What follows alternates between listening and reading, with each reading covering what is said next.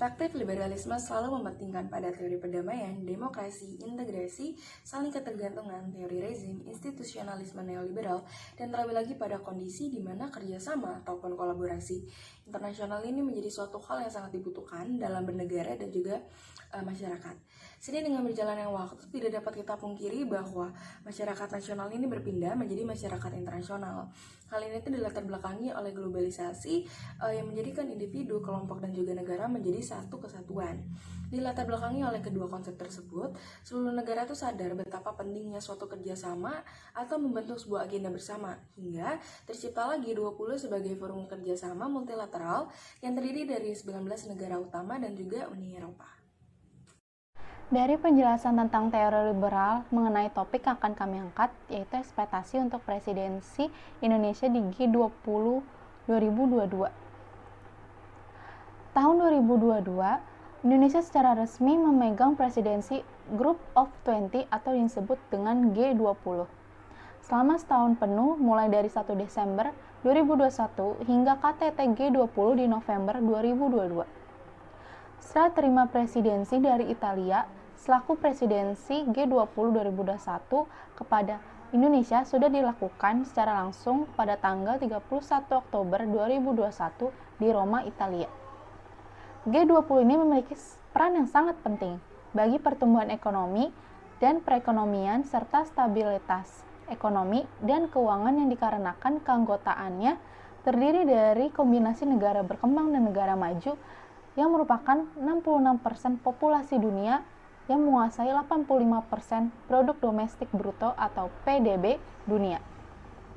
Presidensi G20 ini mengusung tema Recovery Together, Recovery Stronger. Melalui tema ini, Indonesia mengajak seluruh dunia untuk bersama-sama mencapai pemulihan yang lebih kuat dan berkelanjutan. Dari bidang perekonomian global, keberhasilan penanganan pandemi, dan pemulihan ekonomi di suatu negara diharapkan semakin terintegrasi dan diikuti oleh keberhasilan negara lainnya.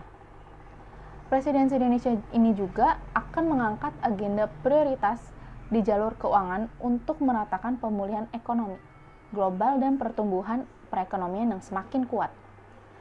Diarahkan melalui kerjasama untuk kepentingan semua negara agar tujuan untuk pemulihan ekonomi global dan halangannya dapat teratasi. Kebijakan G20 ini juga dapat mendukung pemulihan ekonomi Indonesia baik secara langsung terhadap sektor jasa seperti perhotelan, transportasi, lalu UMKM, serta sektor lainnya, maupun secara tidak langsung melalui dampak terhadap investor dan pelaku ekonomi. Hal ini harus dimanfaatkan Indonesia sebaik mungkin, lalu bisa menjadikan Indonesia fokus perhatian dunia, khususnya bagi para pelaku ekonomi dan keuangan. Sehingga negara lain bisa melihat bahwa adanya perubahan dalam presidensi G20 yang Indonesia lakukan ini.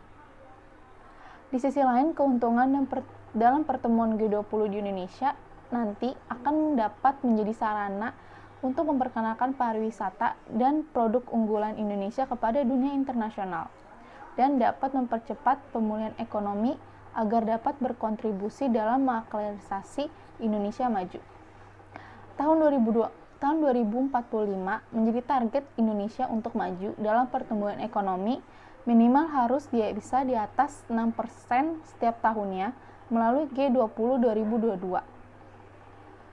Dan melalui G20 2022 ini diharapkan menjadi tahun pertama Indonesia untuk lepas dari tekanan pandemi dan menjadikan Indonesia untuk melakukan perubahan dalam perekonomiannya. Sekian dari kelompok kami, terima kasih.